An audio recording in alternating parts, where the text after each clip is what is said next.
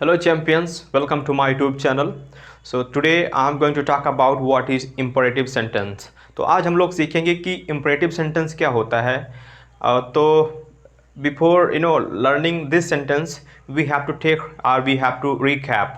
तो हम लोग थोड़ा पीछे चलते हैं. तो पिछली वीडियो में हमने बताया था आपको assertive sentence क्या होता है, interrogative sentence क्या होता है, and now in this video I am going to tell you what is imperative sentence. आज हम लोग सीखेंगे कि इम्परेटिव सेंटेंस क्या होता है. जैसा कि हम भली भांति परिचित हैं, actually we are quite familiar कि व्हाट इज़ इम्परेटिव सेंटेंस. तो इसकी हिंदी होती है आज्ञा सूचक या फिर आदेश सूचक. And so let's see without wasting our time. So are you ready? So come on. तो जैसा कि मैंने लिखा है कि इम्परेटिव सेंटेंस की हिंदी होती है आपकी क्या, आज्ञा सूचक या फिर आदेश सूचक.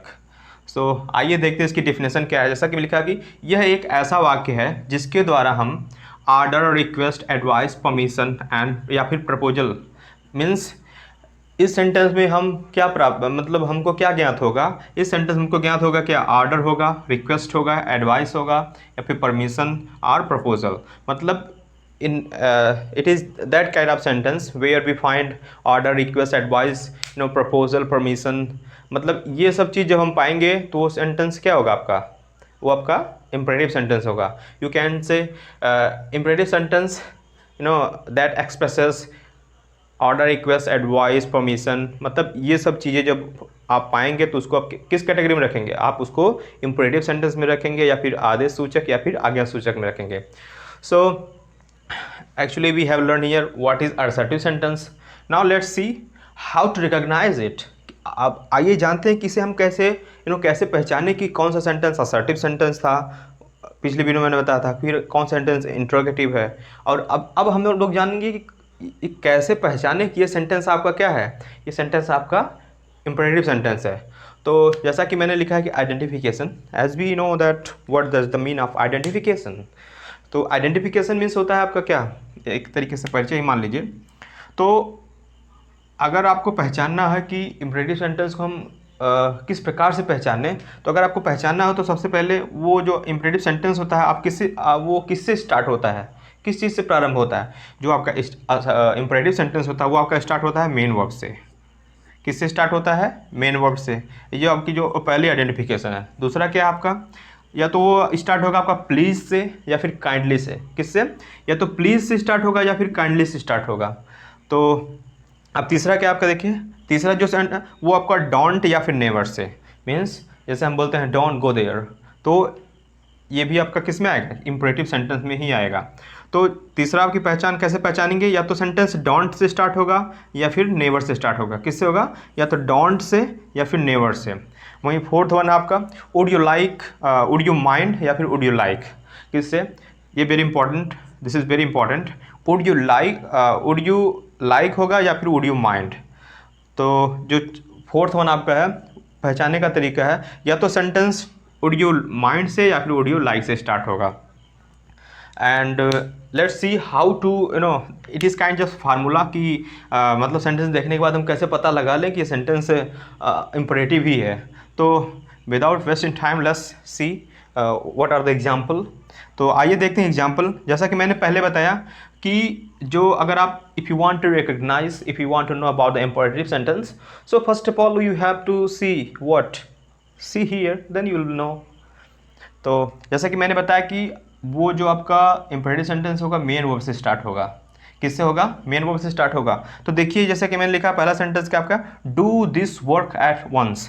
मतलब इस कार्य को एक ही बार में करो. तो आप कह सकते हैं जो ये है आपका डू है, डू क्या है, ये मेन वर्ब हो गई.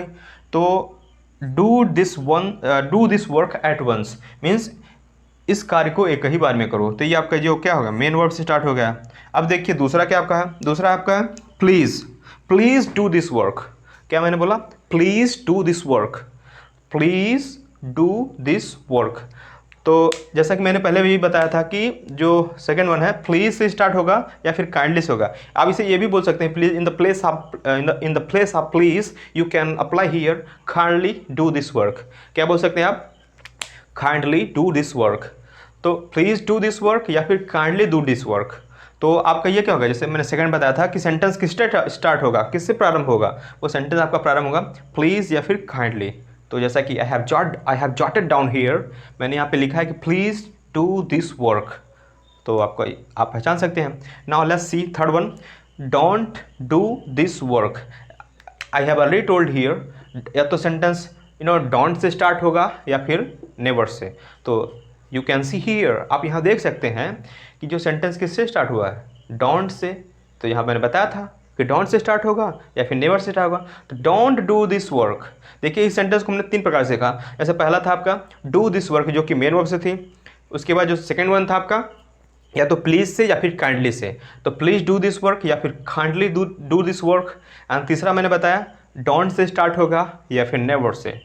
तो डोंट डू दिस वर्क मतलब इस कार्य को मत करो। उसी तरीके से आप बोल सकते हैं जैसे मैंने नेवर बताया था, नेवर डू दिस वर्क मतलब इस कार्य को कभी मत करो, कभी नहीं मतलब करने के लिए बोल रहा है। तो जो थर्ड वन मैंने बताया किससे, डोंट से या फिर नेवर से। So don't do this work और नेवर डू दिस वर्क।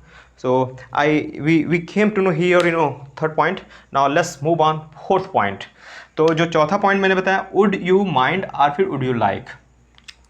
तो आइए सीखते हैं जो चौथा आपको जो फार्मूला है, how to recognize any sentence, और you can say if you want to know about the imperative sentence, if you want to recognize imperative sentence, अगर आपको जानना है तो जो फोर्थ वन फार्मूला आप कह सकते हैं। तो वुड यू माइंड क्या है, वुड यू माइंड या फिर वुड यू लाइक। तो first of all we will see here would you like. जैसे मैंने यहाँ पर फोर्थ लिखा क्या, वुड यू लाइक, जैसे would you like to do this work. जैसे देखिए would you like, would you like, जैसा कि मैंने पहले ही बताया था, अगर आपको पहचानना है इंपरेटिव सेंटेंस तो आप एक ये भी ट्रिक आपके पास है कि सेंटेंस स्टार्ट होगा, the sentence begins with what, would you mind और फिर वुड यू लाइक। तो हमने किससे बताया, वुड यू लाइक से। तो पहले वुड यू लाइक से देखते हैं, फिर उसके बाद एक माइंड से भी बताएंगे, बट इसके साथ अनदर प्रोसेस है। तो वुड यू लाइक के साथ जैसा कि मैंने आप देख सकते हैं यहाँ पे मैंने लिखा कि would you like to this work. तो ये आपका सेंटेंस कैसा हो गया, इम्परेटिव हो गया। अब देखिए अब हम लोग सीखेंगे वुड यू माइंड। किससे सीखेंगे, वुड यू माइंड वाला। तो वुड यू माइंड कब बोलेंगे, एक आपकी प्रोसेस ये है कि अगर जब कभी भी हम whenever we are going to use mind here, जैसे कभी भी वुड यू माइंड का जब हम यूज करते हैं तो उस समय यूज़ करते समय हमें हमेशा आईएनजी मेन मम्मी कौन सी फॉर्म, आईएनजी फॉर्म लगाना पड़ेगा। Then your sentence will be correct, otherwise it will be incorrect. तो देखिए जैसा कि मैंने लिखा है कि would you mind doing this work, why have he written doing, क्योंकि इसके साथ एक शर्त है, एक कंडीशन है। Whenever you use it, जब कभी भी आप इसे यूज़ करते हैं वुड यू माइंड, तो माइंड के साथ हमेशा आई एन जी फॉर्म लगता है minimum. So I have just written here would you mind doing this work. तो ये आपका हो गया कौन सा, imperative sentence. Overall we have to know about imperative sentence. We have to, I think हमें कुछ 3 या 4 पॉइंट याद करना है।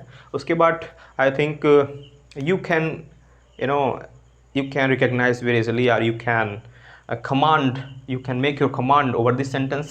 जैसा कि पहला है आपका मेन वर्ब से स्टार्ट होगा, दूसरा आपका प्लीज़ या फिर काइंडली होगा, तीसरा है डोंट या फिर नेवर होगा, और fourth one is would you like होगा या फिर वुड यू माइंड होगा। तो in this video we have learn here what is imperative sentence. और जो इम्परेटिव सेंटेंस को अगर आपको पहचानना है तो मैंने जैसा कि आपको बताया है।